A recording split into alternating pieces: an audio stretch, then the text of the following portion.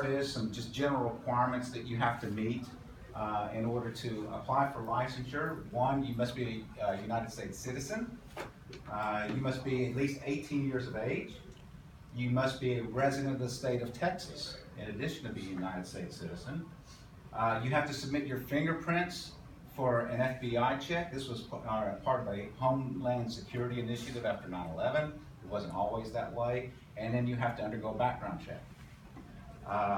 In addition, you have to make application to take the test and pay the associated fees for doing so. Next, you have to pass the test. And lastly, before they initiate or will issue a license to you, they do a check to see if you have any outstanding government loans, student loans that you may have gotten in college, or maybe be delinquent in your income tax payments. So they'll check to make sure all that's clear before they'll actually issue you a license. If you're current, no problem, right? The next step is you're going to have to meet certain educational requirements. If you come, everybody going to college? Who's going to college in this group? Good, I highly recommend it. But if you didn't go to college, you turned 18 years old after your senior year of high school, and you want to go get a real estate license, they're going to make you take some curriculum, some classwork, right? You're going to have 60 hours of real estate core principles. You're going to have 30 hours in the law of agency. Agency has to do with your representation of third parties, i.e. the general public. You'll have to have 30 hours of law of contracts. You'll have to have 30 hours of the state promulgated contract forms. That's all we use in residential real estate. That's all we're allowed to use in residential real estate is a promulgated form. The only people that don't use a promulgated form are home builders. They use their own.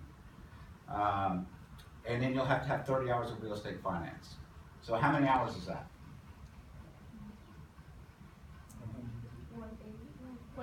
180, that's correct. Does anybody know how many hours? Nobody's got this right all day. Does anybody know how many hours it takes to get a 4-year college degree?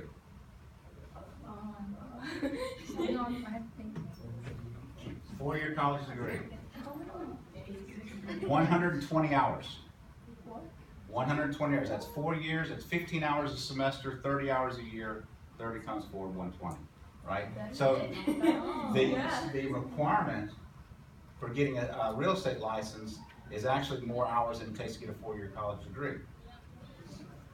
But if you do in fact have a 4-year college degree, when you make application to take your real estate exam, you'll submit your college transcript.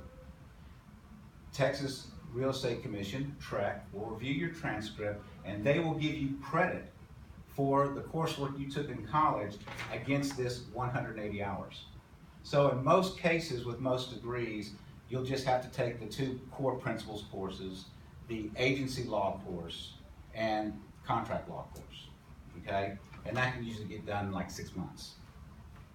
So the next thing that you have to do in order to be eligible to take the test is you have to get a broker, such as myself, to actually sponsor your licensure. So as you can see on this form, the difference between a broker and a salesperson are primarily additional education in real estate, and 2, the broker's actually practiced for 4 consecutive years out of 5. You have to have demonstrated practice in order to take your broker's exam. Okay? So those are the requirements to get a license. Once you get a license and you go out into the market, you find a job with it could be your sponsoring broker, you could transfer your license at that time, you go work for RE/MAX, you go work for Keller Williams, whomever. Your job on a day-to-day basis is basically going to be comprised of representing buyers of properties, sellers of properties, investors who want to buy houses to lease, and representing people who want to lease a house. That's what you do on a day-to-day basis. And the way that you distinguish yourself from your competition is going to be based on 2 things. One, your knowledge. It's the most important thing any real estate agent has, is their knowledge base of the area that they're working and the type of product that they're working on. And you don't give that away for free. 2, the value you bring to your clients. Value can be determined how efficiently you do your job for them, how much money you save them when they try to buy a property, how much money you make for them when they try to sell a property. Other things that you do is you have to have